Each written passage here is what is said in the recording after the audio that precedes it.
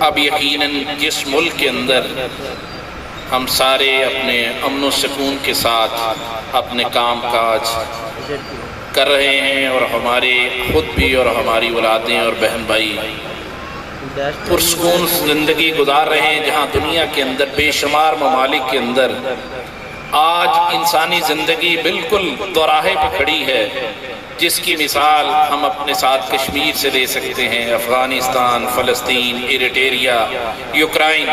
تو اللہ کا شکر ادا کرنا چاہیے کہ ہمیں ایک ایسا خوبصورت ملک ملا جس کے اندر ہم آزادی کے ساتھ نہ صرف اپنے ایمان کے مطابق اپنی زندگی گزارتے ہیں، بلکہ اپنے کام کاج اور ہر چیز اپنے ایمان اور اپنی آزادی کے مطابق کرتے ہیں۔ تو میں اس کی شکر گزاری نہ کی جائے تو شاید یہ بھی درست نہیں ہوگا۔ تو ہم اپنی روایات کے مطابق نعت رسول مقبول کے لیے اپنی سرزمین پاکستان سے محبت کا اظہار قومی ترانہ سے کرتے ہیں۔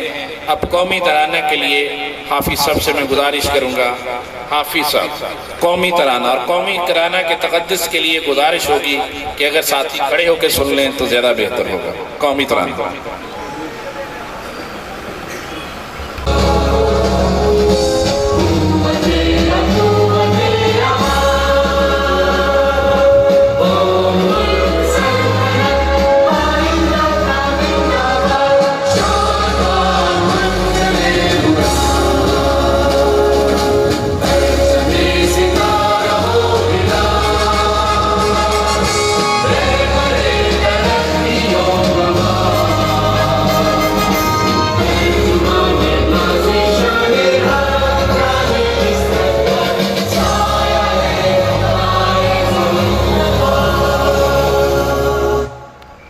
مجاہد ہاسپٹل کا نصب العین کیا ہے؟ مجاہد ہاسپٹل کی منزل کیا ہے؟ اور مجاہد ہاسپٹل اس منزل کی طرف کس طرح اپنے سفر کو رواں دواں کیے ہوئے ہے؟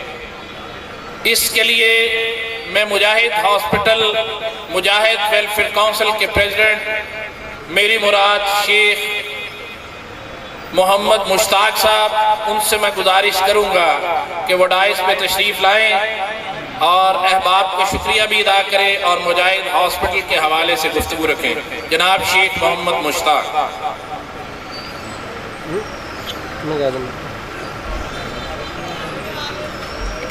السلام علیکم ورحمۃ اللہ وبرکاتہ۔ الحمدللہ رب العالمین، والصلاة والسلام علی سید الانبیاء والمرسلین، اما بعد، اعوذ باللہ من الشیطان الرجیم، بسم اللہ الرحمن الرحیم۔ مثل الذین ينفقون اموالهم فی سبیل اللہ کمثل حبۃ انبتت سبع سنابل فی کل سنبلۃ مئۃ حبۃ واللہ یضاعف لمن یشاء واللہ واسع علیم۔ صدق اللہ العظیم وصدق رسولہ النبی الکریم ونحن علی ذلک من الشاہدین والشاکرین والحمد للہ رب العالمین۔ انتہائی محترم خواتین و حضرات، میں آپ سب کا مشکور و ممنون ہوں کہ آپ اپنے قیمتی وقت کی قربانی دے کر یہاں پر تشریف لائے۔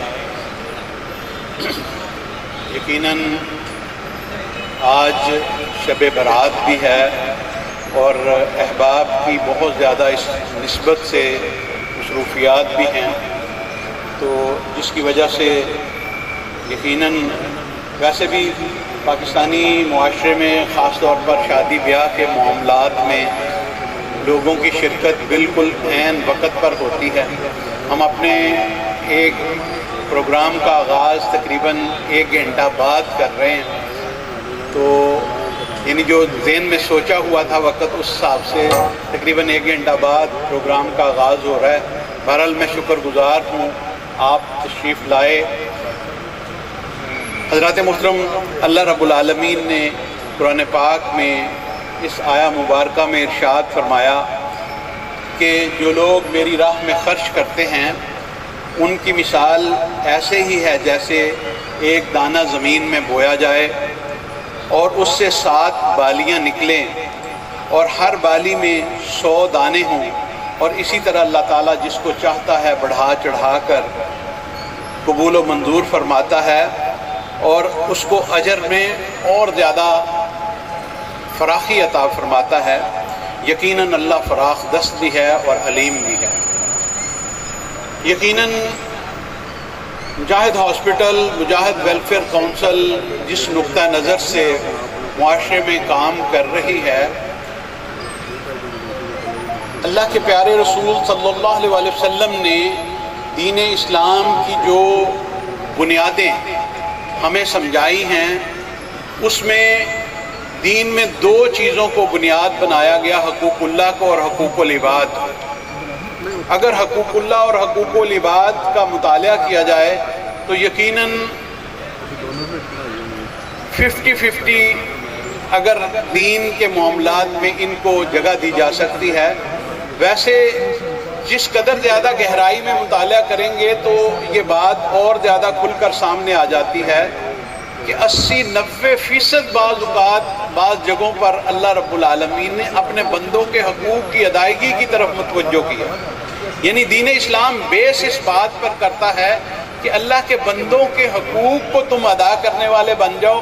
اللہ رب العالمین بعض جگہ پہ اپنے حقوق کو معاف کر دیتے ہیں، چھوڑ دیتے ہیں، اور بندوں کے حقوق کو معافی نہیں دی جاتی۔ تو بہرحال یہ جو خدمت خلق ہے، اس سے مراد اس کی مختلف صورتیں ہیں۔ کسی غریب کو کھانا کھلا دینا، کسی بھوکے کی بھوک کو مٹا دینا، کسی کی تعلیم کا بندوبست کر دینا، کسی بیمار کی عیادت کرنا، بیمار پرسی کرنا، اس کے علاج معالجہ کا انتظام کر دینا۔ یہ خدمت کی مختلف صورتیں ہیں جو دنیا میں موجود ہیں، اور اللہ کے قرآن عظیم الشان میں انہی چیزوں کی طرف متوجہ کرتے ہوئے اللہ رب العالمین نے ارشاد فرمایا کہ وَيُطْعِمُونَ الطَّعَامَ عَلَىٰ حُبِّهِ مِسْكِينًا وَيَتِيمًا وَأَسِيرًا، کہ میرے بندوں کی یہ خوبی ہے کہ وہ لوگوں کو کھانا کھلاتے ہیں اللہ کی محبت میں، عَلَىٰ حُبِّهِ، اس کی محبت میں یتیموں مسکینوں کو کھانا کھلاتے ہیں۔ یعنی یہ گویا ایک چیز ہے، اور یہ چیز سارے خدمت خلق کے اوپر پھیلی ہوئی ہے کہ اس طرح کے جتنے کام ہیں اللہ رب العالمین اس کو اہمیت دیتے ہیں۔ اور اللہ تعالیٰ نے قرآن میں ارشاد فرمایا وَفْعَلُوا الْخَيْرَ لَعَلَّكُمْ تُفْلِحُونَ، تم خیر کے کام کرتے چلے جاؤ، اللہ تعالیٰ تمہیں فلاح و کامیابی سے نوازیں گے۔ لعلکم تفلحون، تاکہ تم فلاح پا جاؤ، کامیابی تمہارا مقدر بن جائے۔ اور اسی طرح قرآن نے نیکی کی جو بنیاد قرار دی وہ بھی یہی چیز ہے کہ فرمایا لن تنالوا البر حتى تنفقوا مما تحبون، تم اس وقت تک نیکی کی بلندی تک نہیں پہنچ سکتے جب تک تم اپنی پسندیدہ چیزیں اللہ کی راہ میں خرچ کرنے والے نہ بن جاؤ۔ تو احباب گرامی قدر، اللہ رب العالمین کی یہ سنت ہے کہ اللہ کی راہ میں دیا جانے والا ایک ایک پیسہ، جس طرح میں نے قرآن کی آیا مبارکہ سے آغاز کیا، ایک ایک پیسہ بہت بڑا اجر لے کر آتا ہے۔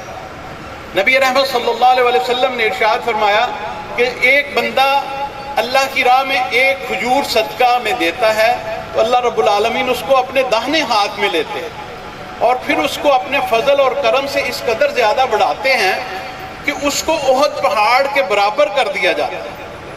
حج کرنے والے احد پہاڑ کو دیکھا ہوگا کہ احد پہاڑ کا قطر صرف اس کی گولائی 17 کلومیٹر۔ یہ میرے رب کی طرف سے عنایت اور اس کی محبت ہے کہ اللہ تعالیٰ اپنے بندوں کی نیکی کو اس قدر زیادہ بڑھا چڑھا کر قبول و منظور فرماتے ہیں۔ تو یقیناً مجھے اور آپ کو ان مثالوں کو بھی اپنے سامنے رکھنا چاہیے کہ جس کے مطابق حضرت عثمان غنی رضی اللہ تعالیٰ عنہ نے مدینہ طیبہ میں یہودی سے کنواں خرید کر اللہ کی راہ میں وقف کر دیا اور لوگوں کو کہا کہ اس سے پانی تم مفت لے سکتے ہو۔ غلے کے بہت بڑے قافلے آئے، لوگوں نے بڑی قیمت لگائی، لیکن حضرت عثمان غنی رضی اللہ تعالیٰ عنہ نے کہا کہ میں تو اس سے بہت بڑی قیمت پر بیچنا چاہتا ہوں۔ اور پھر لوگ حیران ہو گئے اور قیمتیں لگا لگا کر تھک گئے، لیکن انہوں نے بیچا نہیں۔ بیچا کس کے ہاتھوں؟ اللہ رب العالمین کے ہاتھوں، لوگوں میں مفت تقسیم کروایا۔ یہ وہ جذبہ ہے جو دین اسلام مجھے اور آپ کو دیتا ہے۔ میں اور آپ اپنی آخرت کے لیے صدقہ جاریہ جو کرتے ہیں، جس کو میں اور آپ چھوڑ کر جائیں گے، یقیناً اللہ کے حضور کامیابی اور کامرانی اسی کے ذریعے انشاءاللہ ملے گی، اور ہم مل جل کر اس جد و جہد کو آگے بڑھائیں گے۔ اللہ کے رسول صلی اللہ علیہ وسلم نے ارشاد فرمایا، خیر الناس من ینفع الناس، تم میں سب سے بہترین لوگ وہ ہیں جو لوگوں کے لیے فائدہ مند ہیں۔ اور ایک جگہ پہ بڑی پیاری بات فرمائی، الخلق عیال اللہ، جو خلق ہے وہ اللہ کا کنبہ ہے۔ یعنی جس طرح ایک باپ اپنے کنبے کی حفاظت کرتا ہے، اس کے کھانے پینے کا انتظام کرتا ہے، اس کے آرام کا خیال کرتا ہے، اس کی رہائش کا بندوبست کرتا ہے، ایسے ہی اللہ رب العالمین اپنی خلق کے ساتھ محبت کرتا ہے۔ میں ایک واقعہ سن رہا تھا ابو بن ادم رحمہ اللہ کا، کہ وہ جب انہوں نے خواب میں ایک فرشتے کو دیکھا کہ وہ جو کچھ لکھ رہے تھے، پوچھا کیا لکھ رہے ہو؟ کہا اللہ رب العالمین سے محبت کرنے والوں کے نام لکھ رہا ہوں۔ پوچھا اس لسٹ میں دیکھو میرا نام بھی ہے؟ تو فرشتے نے کہا کہ آپ تو وقت کے بادشاہ ہو، آپ دنیا داری کے کاموں میں پڑے رہتے ہو، آپ کا نام کہاں ہو سکتا ہے اس لسٹ میں؟ یہاں تو کچھ درویشوں کے نام ہیں۔ کہا اچھا چلو میرا نام اس طرح کرو کہ تم ان لوگوں میں لکھ لو جو اللہ کی مخلوق کے ساتھ محبت کرنے والے۔ اور اس فرشتے نے نام لکھ لیا کہ اللہ کی مخلوق کے ساتھ، سارا دن اللہ کی مخلوق کی خدمت کرنے والوں میں ان کا نام لکھ لیا گیا۔ پھر کچھ دیر بعد دیکھا اور فرشتے سے پوچھا کہ کیا کر رہے ہو؟ انہوں نے کہا کہ ہم وہ نام لکھ رہے ہیں کہ جو اللہ کے ولی ہیں ان کے نام لکھ رہے ہیں۔ پوچھا میرا نام بھی ہے؟ اور وہ لسٹ دیکھی اس نے، فرشتے نے کہا تمہارا نام ان لوگوں میں شامل ہے جن سے اللہ محبت کرتا ہے، اور یہ رتبہ بلند ملا اس وجہ سے کہ اللہ کی مخلوق کے ساتھ محبت کرنے والے۔ حضرات محترم، یقیناً الحمدللہ مجاہد ہاسپٹل، جس کی آج اینول کانفرنس میں آپ تشریف فرما ہیں، مجاہد ہاسپٹل فیصل آباد کا ایک رفاہی ادارہ ہے جو اپنے قیام سے لے کر اب تک لاکھوں لوگوں کو اس کا فائدہ پہنچا چکا ہے، اور لوگوں کی صحت تندرستی کے لیے، علاج معالجے کے لیے کروڑوں روپیہ ہر سال خرچ کرنے کی سعادت حاصل کر چکا ہے، اور یہ سعادت سراسر آپ کی سرپرستی کی وجہ سے ملی ہے۔ آج میرے کتنے مہربان یہاں پر تشریف فرما ہیں، جن کی محبتوں اور جن کی سرپرستی کی وجہ سے اللہ رب العالمین نے ہماری اس ٹیم کو بہترین سعادت بخشی، اور ہم الحمدللہ اپنے اس کام کو دن بدن آگے سے آگے بڑھاتے چلے جا رہے ہیں۔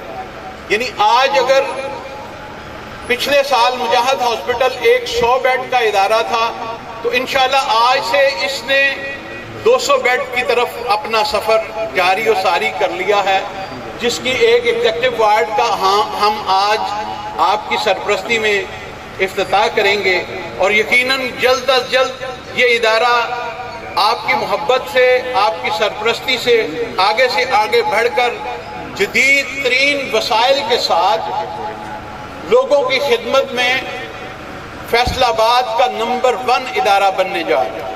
اور میں اس پر اللہ رب العالمین کا شکر ادا کرتا ہوں کہ اللہ تعالیٰ نے آپ جیسے ساتھیوں کی سرپرستی دی، اور ہمیں بہترین قسم کی ڈاکٹرز کی ٹیم ملی، اور بہترین قسم کے ساتھی ملے جو اس ادارے کی تعمیر و ترقی کے لیے ہمارے ساتھ کندھے سے کندھا ملا کر، قدم سے قدم ملا کر اپنے سفر کو جاری کیے ہوئے ہیں۔ تو حضرات محترم، ہمارے اس ادارے میں نہ صرف لوگوں کے لیے سبسڈائز یعنی سستی اور معیاری صحت تندرستی کی سہولیات لوگوں کے لیے میسر ہیں، بلکہ غریب غربا اور مساکین کے لیے اور مستحق لوگوں کے لیے فری علاج معالجے کی سہولت بھی الحمدللہ موجود ہے، اور اللہ کا شکر ہے کہ ہمارے پاس تقریباً 13 قسم کی بیماریوں کے سال میں اور ہر ماہ میں کیمپ لگتے ہیں جو فری آف کاسٹ ہیں، بلکہ بیرون ممالک سے ہمارے ڈاکٹرز تشریف لاتے ہیں، انگلینڈ سے، آسٹریلیا سے، اور وہ آپریشن جو انگلینڈ اور آسٹریلیا میں تقریباً 40-50 لاکھ روپے سے ممکن ہوتا ہے، وہ یہاں پر 1 روپیہ لینے کے بغیر وہ کرتے ہیں، اور اللہ کا شکر ہے لوگ صحت مند تندرست ہو کر اپنے گھروں کو روانہ ہوتے ہیں اور آپ لوگوں کو اپنی دعاؤں میں یاد رکھتے ہیں۔ میں انہی الفاظ کے ساتھ آپ کا شکریہ ادا کروں گا اور ایک مرتبہ پھر آپ کو خراج تحسین پیش کروں گا کہ آپ اپنے قیمتی وقت میں سے وقت نکال کر تشریف لائے اور آپ نے ہماری سرپرستی کی۔ اللہ آپ سب کا حامی و ناصر ہو جی۔ السلام علیکم ورحمۃ اللہ وبرکاتہ۔